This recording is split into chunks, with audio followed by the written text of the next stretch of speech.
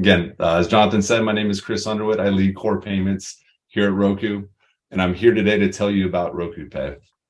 So what is Roku Pay? We are a trusted, convenient, and safe method to purchase streaming content. So what does that really mean?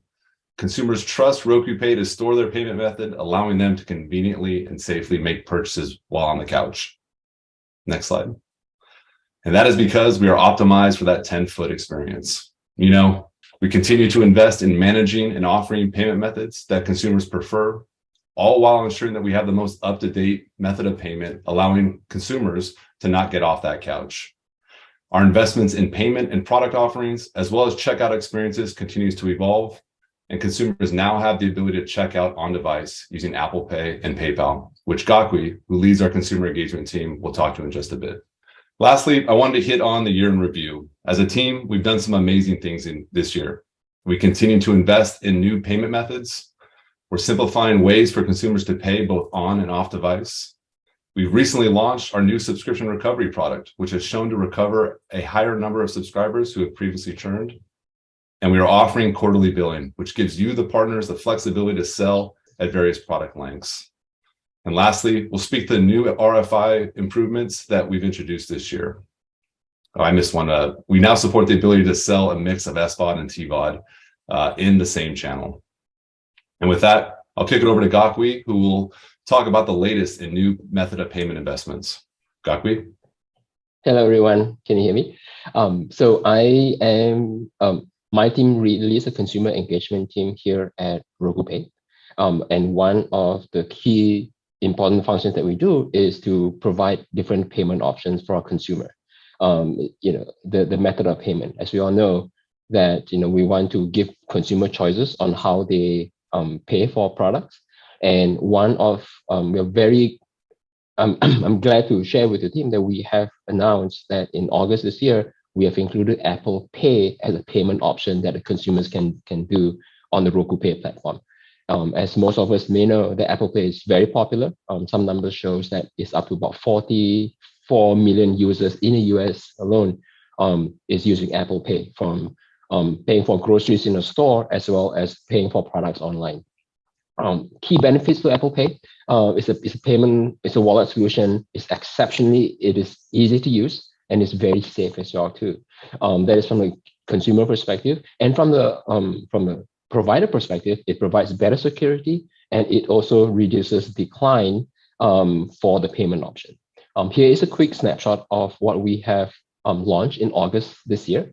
So consumer will be online. In this example, it is a master class. Consumers will be on device. On the device, consumer can choose Apple Pay, PayPal, and Apple Pay. If the consumer chooses Apple Pay, there are two options. One is an email link, but the more popular one that we see is a QR code will appear on the screen, and consumers can easily just bring their cell phone, scan the QR code, and then they will complete the payment on the device. So that is one of the key benefits of this. And since we launched in August this year, we have seen a tremendous adoption of Apple Pay as a payment option on the Roku Pay platform. And we'll continue to look at different payment options. And this is where feedback from developers like you will be tremendously helpful for us to add on different payment options that we can provide out to our consumers to make our platform easy to use, secure, and convenient.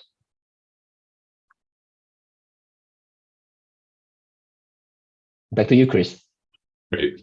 Thanks, Gakwi. Great stuff. All right, for those who were with us at the Developer Summit last year, our 2021 focus was around the investment into our payment orchestration tech stack, which is designed to maximize our authorization rates via real-time decisioning. As some of you may have seen, we've announced our new subscription recovery product, which focuses on our recurring payments. And most of our partners are on either a 3 or 11-day retry period, which has done a good job in recovering failed payment events. But our new subscription recovery product allows Roku to go up to 60 days post that initial renewal decline event, allowing Roku to utilize its enhanced recovery techniques to dynamically modify our retry recovery strategies. We've also invested in updating our on-device UX, allowing Roku to customize its messaging, giving our consumers an optimal time to self-cure for their failed payment event. And this investment has paid off, which I'll get to in the next slide. But we believe we'll be able to recapture up to 77% of recoverable payment declines. And here is a use case that puts our money where our mouth is. The Roku channel, otherwise known as TRC, was our first adopter going live in Q1. Since their launch, we've recovered 40% more failed payment attempts. This resulted in 84% reduction in their passive cancellation rates, which brought their passive cancellation rates down from 6% to 3.3%. These are incredible results. And given that TRC is an aggregator of services, these numbers speak directly to most of you on the call today. I also wanted to call out that most of our partners are already set up to support this product. And as you can see, we've introduced a new customer state called on hold. And you simply need to make sure that you have integrated into our push notification, get all purchase, and validation or validate transaction API calls, and you'll be off and running. And we've documented all this within our developer docs. So please take a look and reach out to your partners for partner managers for any questions. And lastly, as I hit on earlier, we've modified our UX to 3 different calls to action. One on the Action HUD, where we display a reminder during a specific window.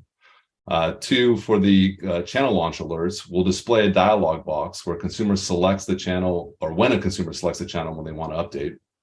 And 3, we'll toggle an in-channel alert, which will give consumers for partners who have a freemium model, will provide an update dialog box while they're in channel.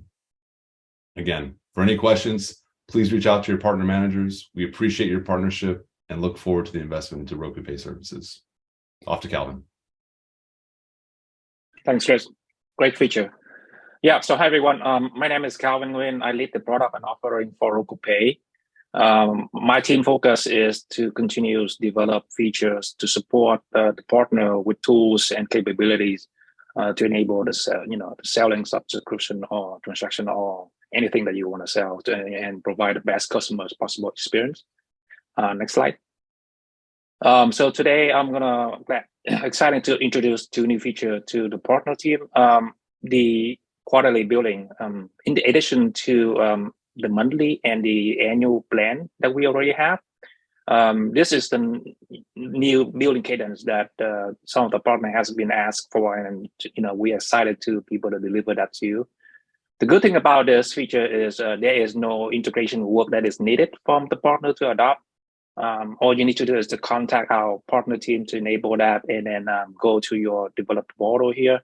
As you can see on the left nav column, there is an area when you start with the monetization. That's where you create the product catalog. When you click on that, you'll be able to define the newly billing cadence. As you can see here, as the newly added option beside the monthly and the yearly subscriptions. By just doing that, you'll be able to create the subscriptions, and it will show up on your product catalogs. And with that, it will be automatically show up on the device experience. As you can see here as an example, there is all of the usual functionality of monthly and annual will carry over, similar with this quarterly additional billing cadence. And it will show up as like every 3 months, and with all of the promotion and add-on promotion capabilities still apply to this. So yeah, please reach out to the partner management team if you want to start adopt this feature and get it going. The next feature I'd like to introduce is the ability to sell the mix of TVOD and SVOD products in the same sequence flow. As you can see here, previously, when the partner want to sell subscriptions video on demand or transaction video on demand, we have to develop that in the separate channel, and the application has to follow 2 separate track of flow sequence. Now we introduce an easier way for the partner to sell both products in the same channel with very little integration change. So if you already supplied, if you were integrate with us via the SVOD code flow, you can easily add the TVOD products to be able to sell in the same channel. This enabled the partner to sell more and more products along with the subscription. Now you can also providing video transition on demand, like a movie rental or movie titles. As you can see here, yeah, so it's very easy to do. Again, going back to the developer portal is where all the tool that the partner need to achieve this. Again, same going to the product catalog, and they can create the TVOD products. As you can see, it defines product names, and the identifier it indicates the your own string of what the TVOD product code should be, along with the existing subscription entry for SVOD. You can see here, so what change is in the do order code, one of the API sequence that you're gonna use for subscription. Now you can add the first section is for TVOD. If you remember, the code is exactly the product ID that it was specified in the developer portal, and that will allow the partner to be able to sell TVOD transaction. Along with the bottom section is the I'm sorry, I got a reverse. So the top section is for SVOD, and the bottom section is for TVOD. And the code will be equivalent to the product ID, and then the partner will be able to changing the description. In this case, it could be a movie rental or movie titles, and you can change the amount to whatever that fit that item, and also included the quantities of how many items it can be sell. It could be one time, or it could be movie rental for many cycles use. So that's just that. Yes, please reach out to the partner management team for further instruction on this. Yeah, so up next, I will happy to take a question at the end, but we'll hand it over to Yongjin Park to talk about some new feature he has. Hello, my name is Yongjin, and I'm working on the on-device UI and SDK API side. So we have a small change in SDK API this year. So there is one API called named Get User Data, and this API is supposed to request the user to share Roku user account information, mainly for sign up and sign in to the partner application. And previously, when the Get User Data API is called, we used to show the information as shown in the second dialog on in the slide to show the information details. Now, since 2021, we changed the UI to not to show the details, but just to describe what properties we are sharing, as shown in the first dialog, in the United States only. And then from this year, we decided to use the first form in worldwide.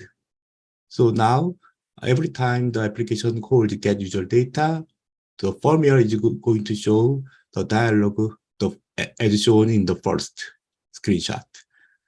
And in case the partner needed to show the details, information details, mainly probably for legal reason, the partner application can specify a flag named first show data to show the details, like shown in the second dialog. So the partner has option to show the details.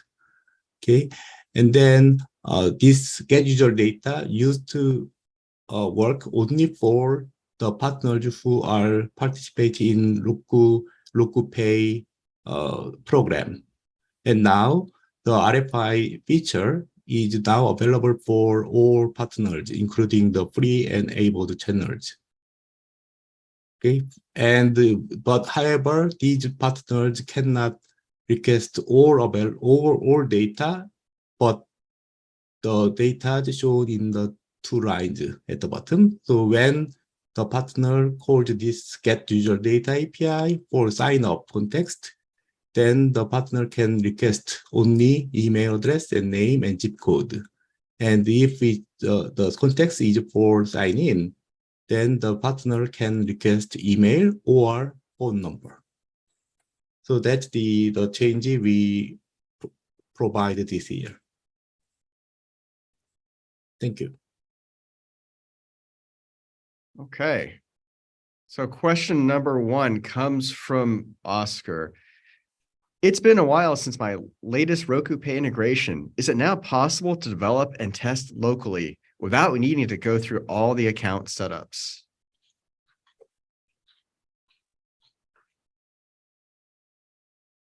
Gijo, you want to take that one? Yeah. Hi.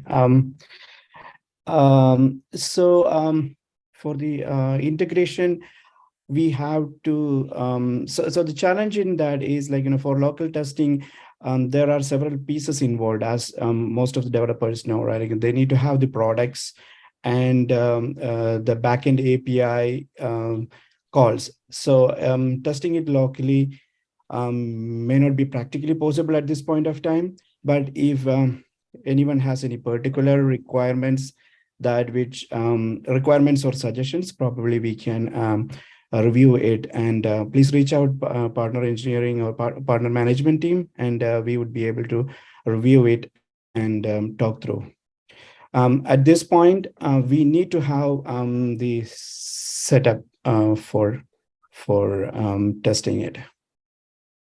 Yeah, and I'll just add on, right now what we support is test users. So you have to kind of go through the setup process, but you can definitely keep testing without affecting anything in production with test users.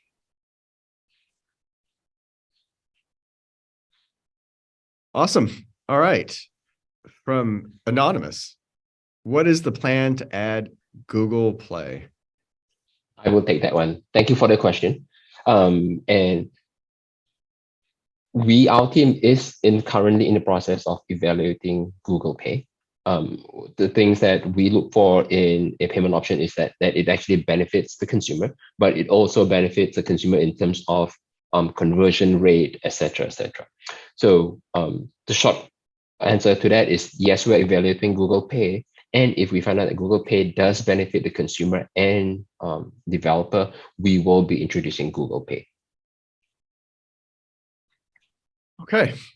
This is sort of a related question, and this one I think it may fall into the category of somewhat forward-facing. Mm-hmm. So is Roku considering any other new ways for consumers to pay? Obviously, we just talked about Google Pay, but I think I'll let the team also expand this. But generally, I think we're considering. I'm sure that Google Pay is maybe one or more payment options the team's considering, but I don't think Jonathan.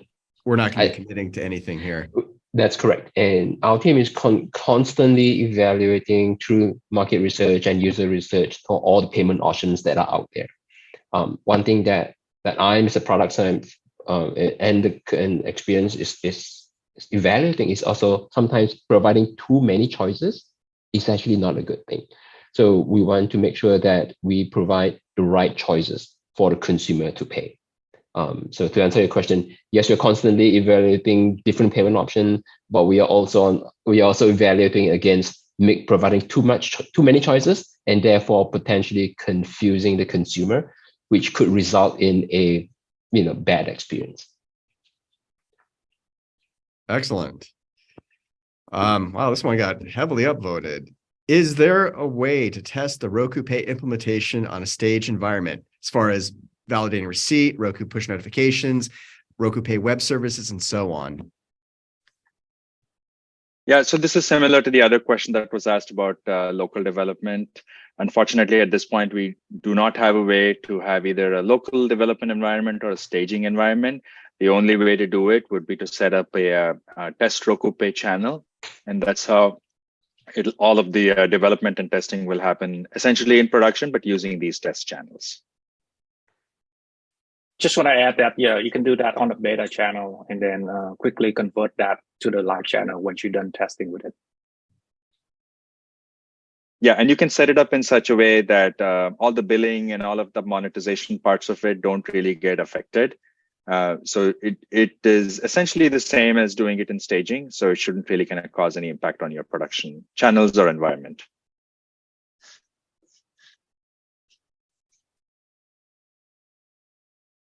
But the feedback I think we're getting, Gijo, we should take back is, is there a way to enable some sort of local or staging environment? So we can take a look at that. Yes, yeah. All right. Next question from Anonymous. Anonymous is doing a really good job asking questions. Guys, do not be afraid to put your name on the questions, just in case we want to follow up with you, or it makes it easier. Is there an API to get product price from outside a Roku device? For example, get current price to show on a website, which this may be useful for non-USD currencies that change more frequently. Yeah, I can answer that, and others feel free to chime in as well. As of today, essentially the short answer is no. We don't have a backend API where you can just retrieve the product catalog and the associated pricing. The only way to do that right now is through the SDK API that's provided. This is something we can look at, though, to try and see if we can open up this service to see if we can make it a publicly accessible service. We just need to do a little more digging in on our side to vet it and look through security concerns and things like that, and legal concerns. But this is a good idea. We can definitely take this back. Yes, and I'd like to add that the SDK API is a get catalog to get all the entries from the catalog, and that it should be included prices in there. Right. Next question on subscription recovery, which just was announced as a cert requirement recently. For the on-channel launch notifications, when that occurs, does that extend the launch time that is recorded from the point the user clicks on the channel tile selection? I think I can answer that question. So when we measured the launch time, it just took some 100 milliseconds more than usual. And currently we have a schedule that we show the notification only once a day. So it should not impact the launch time in general.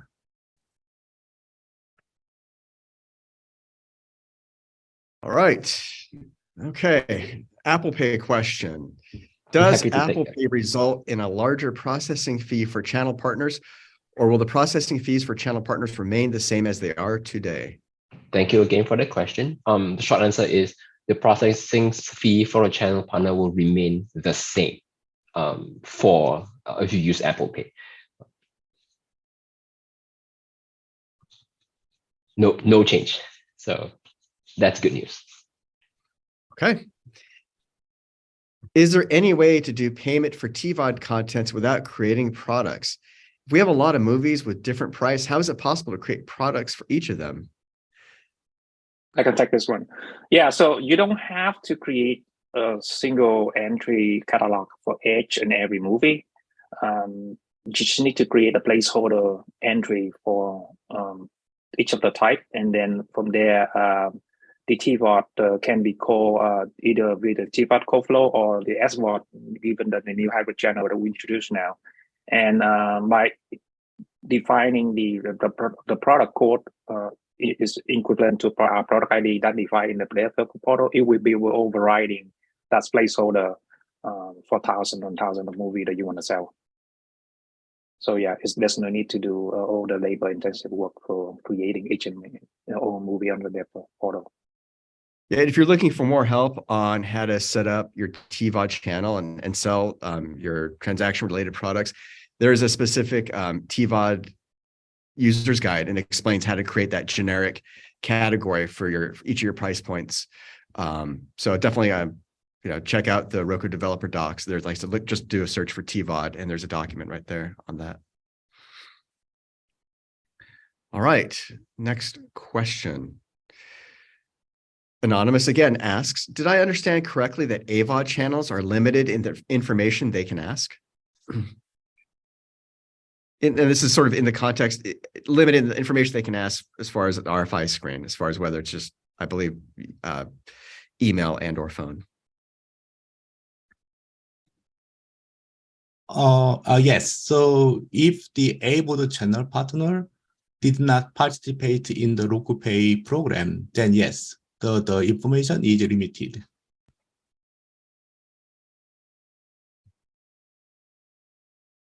Okay. Yeah. So if you don't subscribe or enroll in the Roku Payments partner program, you're only limited to the email or phone. So, all right. Next question. Is there a method to find out ahead of a subscription renewal what the exact local currency charge that will be made? I'm happy to take that, Jonathan. So hi, everyone. I'm Charles. I haven't said hello yet. So I look after a lot of our international features. And when you're thinking about the renewal price, keep in mind that there are two different models. For several of our channel stores, we process in local currency, meaning for example, in the UK, we process in Great British pounds, and in Canada, Canadian dollars, and so forth. And so when you're comparing that to your US dollar payout, for example, that obviously involves an exchange rate. Now, the best tools that we can recommend now are all of the reporting tools available in the developer portal to be able to track everything down. We don't have the in-currency conversion each paycheck. It's a great idea, actually, something we can take back. But keep in mind that for the channel stores where there are local currencies, that's Canada, UK, and also Germany and France, and then and Mexico. Those channel stores, you'll notice that those customers are being billed in their local currency, and you're getting the USD payout. In all other markets like US and in some of our smaller Latin American countries, you're actually receiving the same. It's being charged in US and you're receiving US as well. So right now we don't have a way to do this determination on the non-USD, but we'll take that back as a suggestion. All right. On the topic, going back to the staging environment. So on the topic of this is being a big pain is copying over products and keeping them in sync. It would be nice to have a way to import and export products to a JSON file. Yeah, I can take this one. We're fully aware of the need for the large size product that the partner has to do. So we actively working on looking for a new way to improve this. This will be something that we have planned for, but it's going to be coming out soon whenever we will have it ready, and we're happy to share that support in the future. But yeah, great question. All right, I think this is a really, really good question. What is the best way for us to provide feedback and feature requests to the Roku Pay team? This is a product that is core to our business and we need more. So a couple ways you guys can communicate, and I'll let the team expand on this, but feel free to use the Slack channel, and maybe we can do, if there's not already a Roku Pay RFE channel there, we can add that and set that up for you guys. And I'll point, I'm regularly in the developer Slack. So if you have any feedback regarding RFEs, I can pass that on to the team. You also can create tickets via partner success. Also, you can work through, if you have a partner manager, you can work through them to create tickets for any RFEs. So those are three primary ways I can think of: the developer Slack, partner success tickets, and then also working with your partner manager. I'll let the team add on any additional methods. Yeah, I think those are the main call outs, right? We constantly work closely with partner success and partner management with partners like yourselves to have these dialogues and discussions of enhancement opportunities. So the channel, the feedback loop comes all the way up to us. And so we're constantly engaged in that. And I would just use those means for now to have those dialogues. Cool. Yeah, and I'll take the action to create a Roku Pay RFE channel in developer Slack, because I think that's kind of useful. Okay, next question. Will it be possible to access a remote version of the Roku OS in the future? This would be to run a channel in developer mode without connecting a device. And this, I think this question goes beyond the Roku Pay team. I think you guys are talking more in the world of an emulator. And so I think what I would I would ask is if you guys come back later this afternoon for the scene graph panel, that's the team that can answer that question. And it may be something like, we're always considering ways to, make the developer experience better, and we can't, it's competing with other priorities on a roadmap and what have you. It could be some just general answer like that. But so come back, let's ask that question during the scene graph panel later today at 12 o'clock. All right. All right. Have you guys fixed the void transaction problem where voided transactions would still come up as entitled? The answer is, I believe, is yes, but I'll let the team expand on that. Yeah, Jason, I can take that.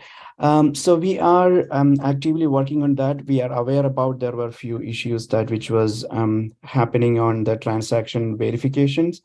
And we are actively working on that to error out all of those. At this point, if there are any specific cases, we are sure that which most of those cases has been addressed. If anyone has any specific cases, please let us know. We will review it, and we will make sure we are addressing all those cases. And you guys can contact our create the tickets on the partner success, or you can reach out any partner management managers.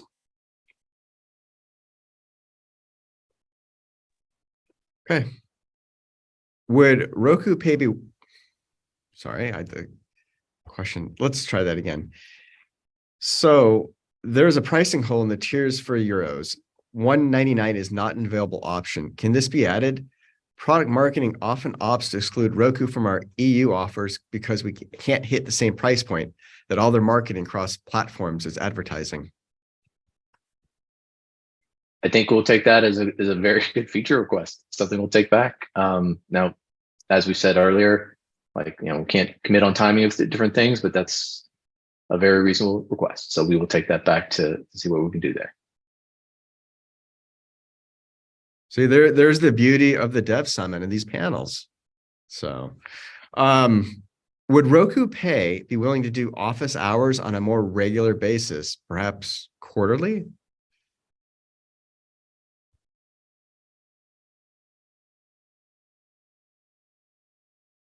I think this is another question that we'd have to take back to Roku Pay product leadership, maybe.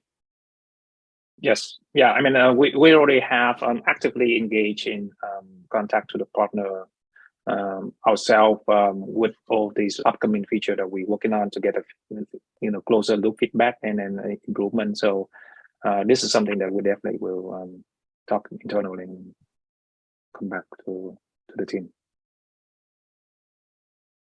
Okay. If I give a 1-month credit to a user in a local currency, then the exchange rate changes. Is there a way to find out about whether the user has unused credits? Yeah, I'm not aware that we're passing service credits, but we can take that back on our side of that balance display. I don't know if anybody else has a comment on that. I agree. I think that's something we'll just have to verify. Yep.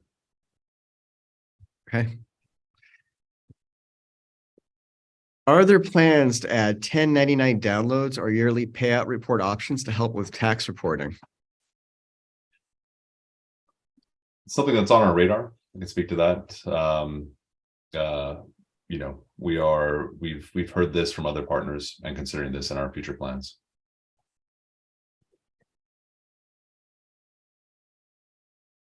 Okay.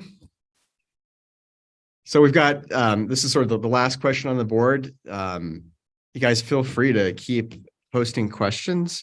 We have the team for a few more minutes if you guys have more questions, but this stands, there we go, there's more. So keep your questions coming and then we'll finish up shortly. For subscriptions, is there a way to connect a Roku subscriber to your website so they don't have to pay twice to access the channel on Roku devices and publisher's website? Calvin, do you want to take this one or want me to start off? Yeah, please start off. So this is something that is being actively worked on. This would essentially involve some sort of an OAuth solution where you guys could connect to the Roku login and let users log in with their Roku credentials. So then that way you can kind of view content from the Roku subscription anywhere you want. This is actively being worked on. No kind of committed ETA at the moment, but this is definitely on our radar. Yeah, great. This is the way of the future. So we're fully aware of the need, and then we actively working on that.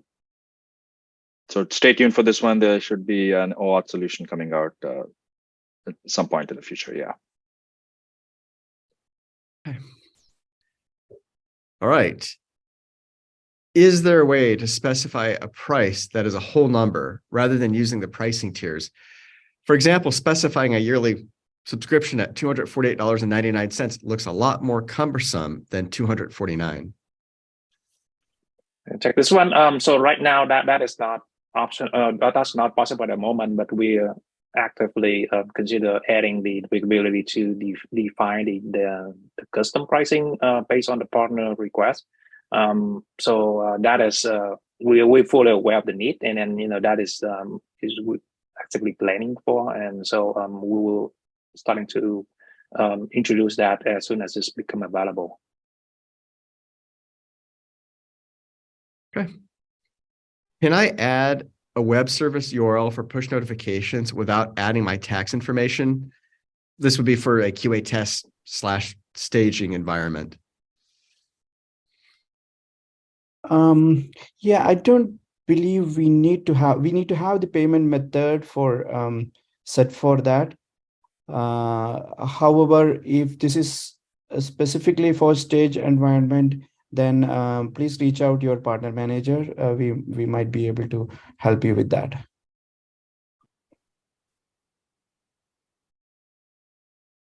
Okay, and this is somewhat related. How can we purchase with a specific price which is not available in a price tier? Yeah, I can take this one as well. So this is similar to the prior question about the need for custom pricing.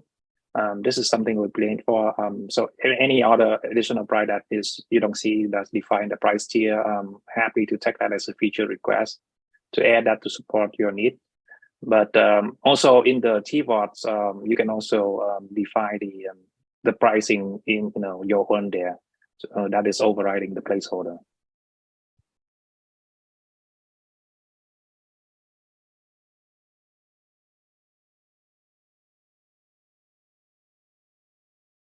Oh, you're on mute, Jonathan.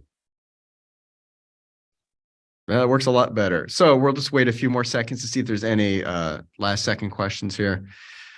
So just give it another few seconds.